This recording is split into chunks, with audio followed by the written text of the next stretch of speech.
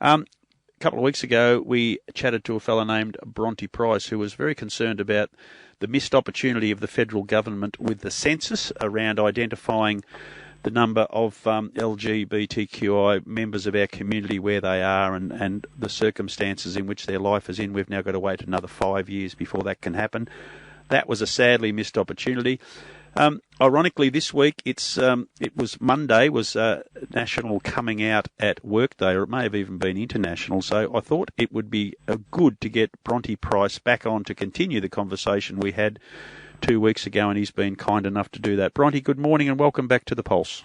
Good morning, Rob. Thanks very much. No, it's very good to have you back. We had an interesting conversation, quite a confronting conversation, but I must admit, for a 64-year-old heterosexual who went through all the horrible, prejudiced situations of a young teenager through the 60s and 70s, and my view of life, which was grossly ill-informed. I don't know whether it's trying to make up time, but I think we have to have a different message these days about homosexuality and other associated differences within the human structure that you've lived through yourself, and we hopefully make it easier for the next generation to not have to feel like second-class citizens because of it.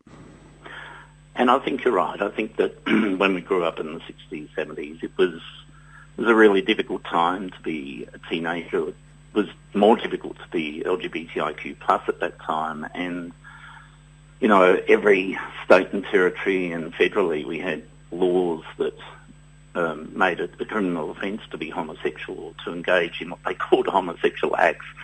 And we've made massive strides since then. Lots of those laws have been changed, thank goodness, to be far more inclusive. And you're right, the younger generation is becoming far more aware, I think, of the issues faced by people who are not just gay and lesbian, but you know, bisexual, transgender, and so on.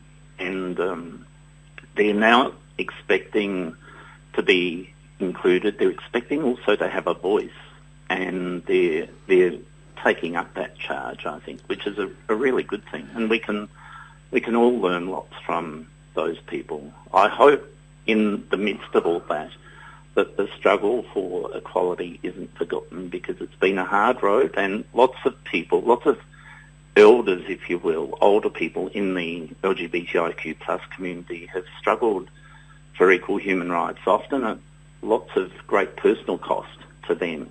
So it's important, I think, to acknowledge and honour those people and their struggles.